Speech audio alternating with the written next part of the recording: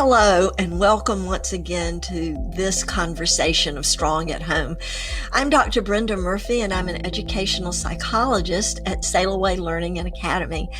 And we have been the COVID situation and how it has affected different people in different situations, because hopefully you won't get it, but many of you want to know what it's like.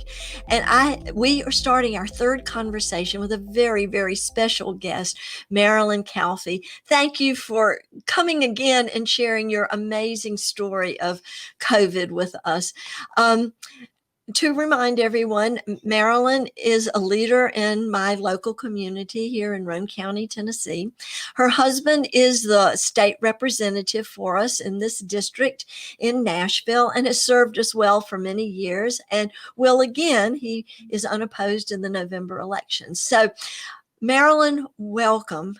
Thank you so much for sharing in depth your, wow, really amazing and I must say, pretty frightening experience with COVID. And as we finished our last conversation, I posed a question to you. What was the scariest and strangest thing that you experienced during this time?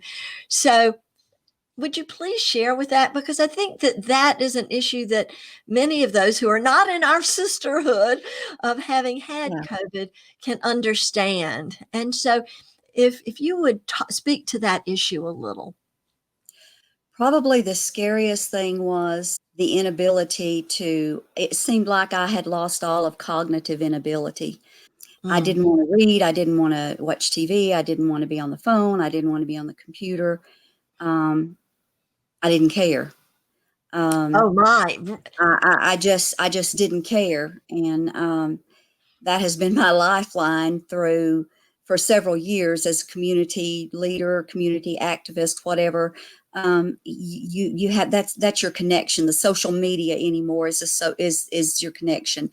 I tried to watch the news one time, and it was just gibberish. It didn't make any sense to me. It seemed like the pictures were just the people were just going back and forth. I couldn't get a clarity, so I turned it off. That was pretty strange. That would have been very scary to me. Yes. And it was scary in that is COVID going to leave me this way? Because it was at the beginning of COVID. Who knew? I didn't know. I didn't know, am I going to get better? Am I going to die? Those are questions that we have. That's very real. It is real because it particularly at the very first, because you didn't know, and you heard about people that were very, very healthy, and then they died from a complication that apparently they had no underlying condition. I guess the most unusual, and it's not unusual to me, but I'm going to use that word simply because it helps before I go in to tell the story.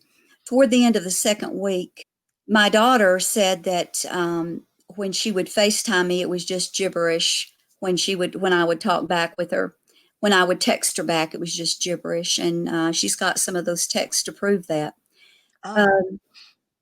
But it was during that time that Kent was not around that much. He would come in, but because he was sick also. I had this surreal experience of being in the presence of God.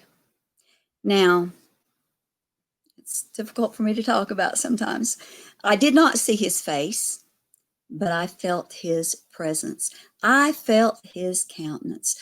I felt his love, his comfort. And I tell everyone that for 3 days, it was me and God. And I kind of joke about it. Maybe he was trying to decide what to do with me. Am I going to leave her down there and let her continue doing what she's doing, or am I going to bring her up here? Am I ready for her? Those type of things, joking about it. He was my comfort during that time. He allowed me to be still, to be totally, if you will, an out-of-body experience, Brenda. I did not see a bright light. I didn't have relatives calling me to come home or anything like that. It wasn't like that. It was just a surreal experience, and I cannot I wish I could explain it.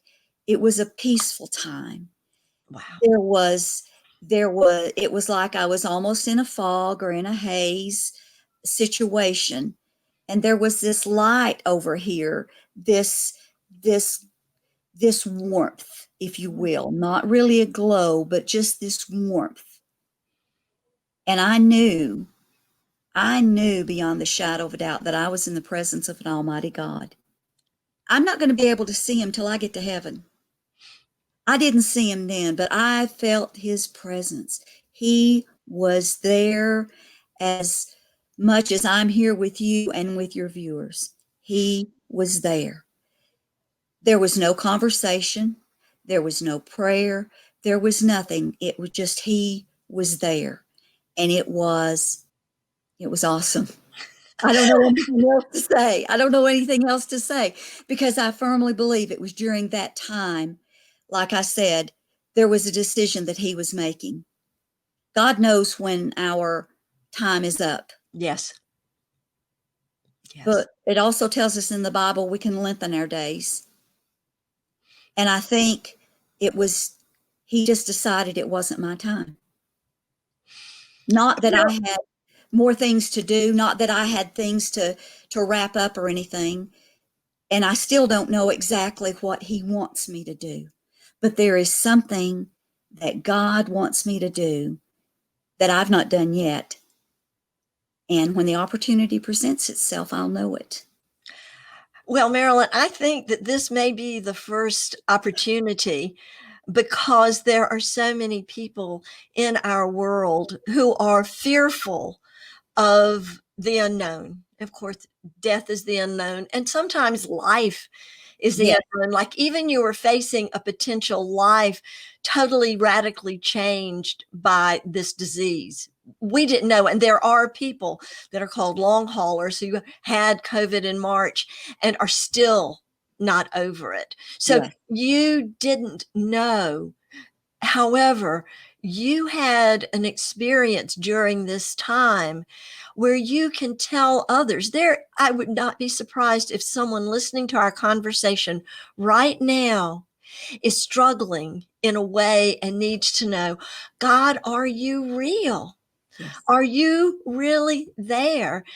And the way that he presented himself to you in those moments, as you said, is full of peace and confidence. And another word that I think in this day and time that is lacking from many of our vocabularies because it does not exist is safety.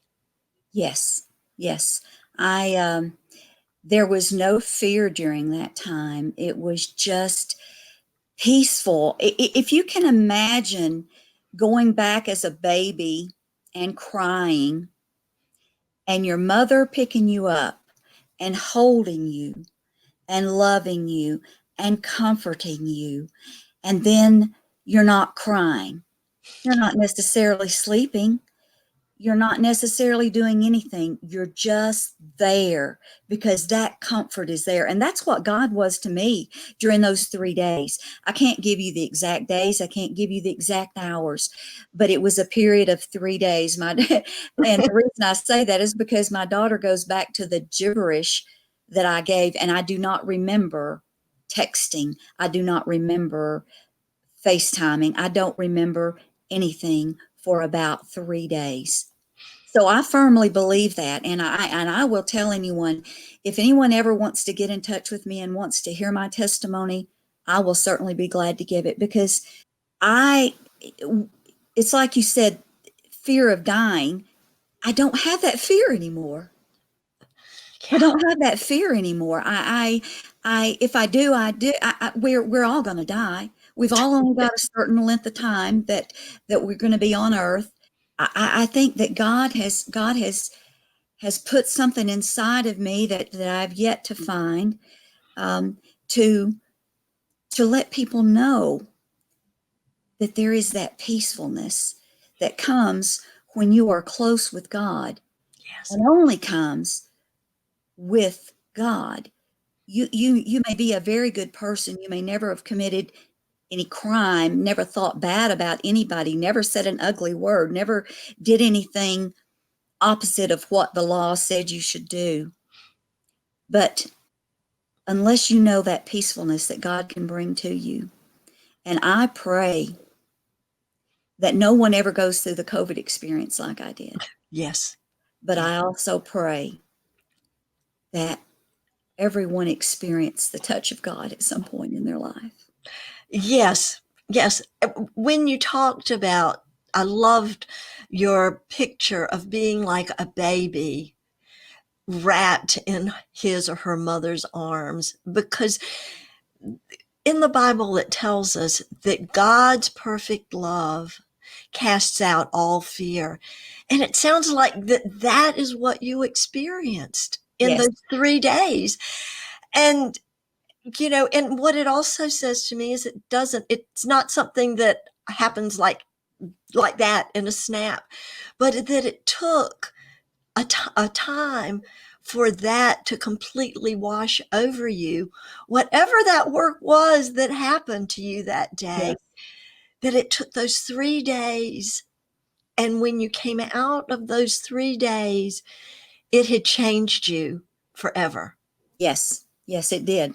It did. And after that, I a couple of days after that, I started feeling better. Yes. And the reason I know that is because I was thirsty.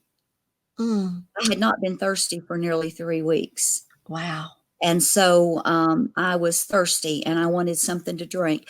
In my mind, I knew that I was getting better because I knew that I hadn't been drinking on my own. Somebody was having to remind me, to coax me to eat, to drink, to go to the bathroom even, Oh my, yeah. Yes, yes. And so I know that I was getting better. You hear people say, you're getting better when you make the turn, Yeah. and I did. It took me a while after that, but slowly every day I started getting better. And that was not really the end of the journey, was it, Marilyn? No, it wasn't. Well, I'll tell you, because we're getting close to time again, because I don't want to continue on with that powerful experience that you shared, because at the end of all of our Strong at Homes, we end with a blessing, and we'll end again.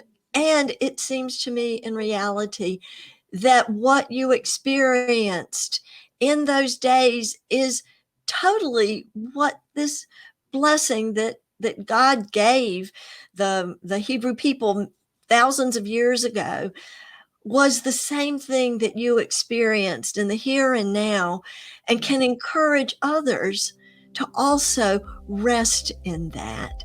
Exactly. So we will end with that, and then we will talk again very soon, because there's a lot more to this story. But the Lord bless you and keep you. The Lord make his face shine upon you and be gracious to you. The Lord lift up his countenance upon you and give you peace. I think that is the most poignant that I have ever shared that prayer after hearing your story, Marilyn. And I'll look forward to hearing and having our conversation about how that has impacted life since. Thank you.